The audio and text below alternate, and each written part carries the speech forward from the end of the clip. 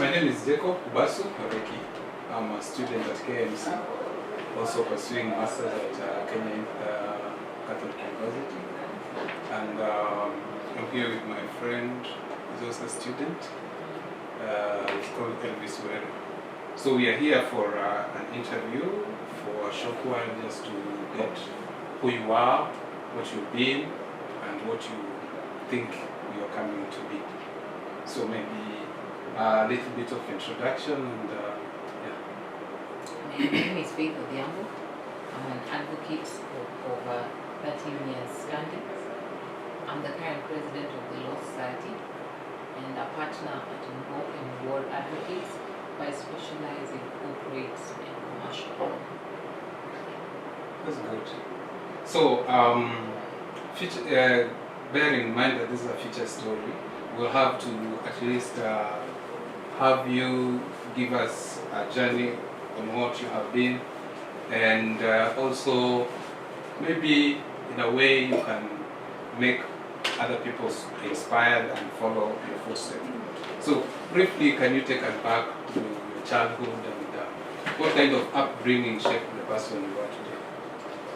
Well, I grew up predominantly in Nairobi. I was born in Mombasa, but my dad was initially working in Mombasa, but my mom started working in Nairobi, so eventually, as a young toddler, we eventually had to move as well where my mom was, and we settled in Nairobi. So I pretty much grew up from my childhood days in Nairobi.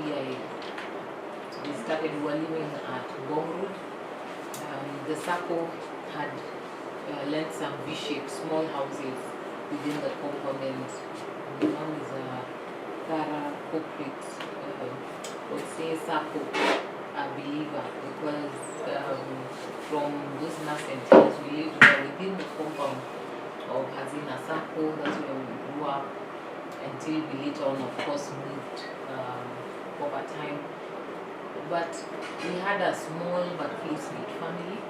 My mom was mostly the disciplinarian. My father tried, but I think as someone who turned out to be my best friend, I think discipline in terms of caning did not work with him, so it was more of talking. But we were very close. I picked a lot of habits from him.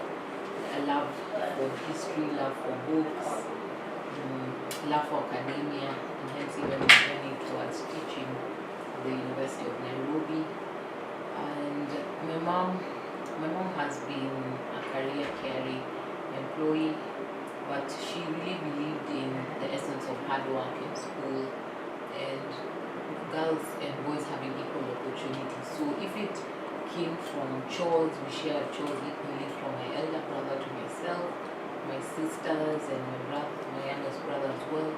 Everyone had to work in the house, so we shared chores, we shared responsibility, and also I think like most African parents, she had this thing of command responsibility.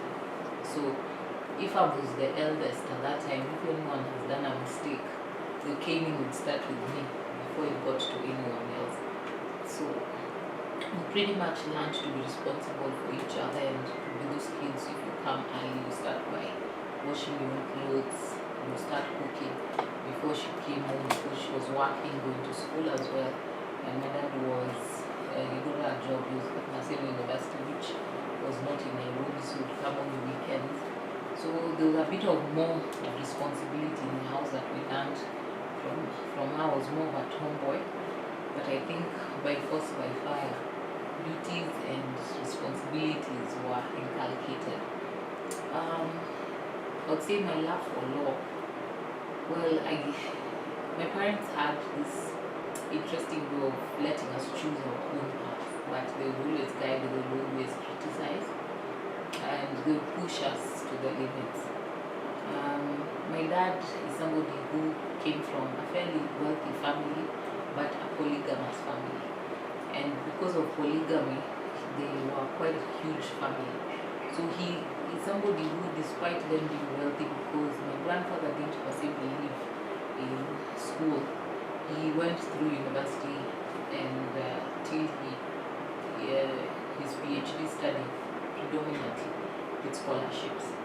So he believed all his children were clever and that all his children, you just have to exert yourself, put in the work, and the rest will be fine. So he's somebody who was there for every single parent's day to guide our education. So when I developed an interest of law, and I would say that in our family, I think most families, they were identified career paths that our parents would talk about. Either you're doing law, you're doing medicine, you're doing engineering, amongst others. So I had an interest in law, and that's an area that they pushed me, though none of them had a background towards that area.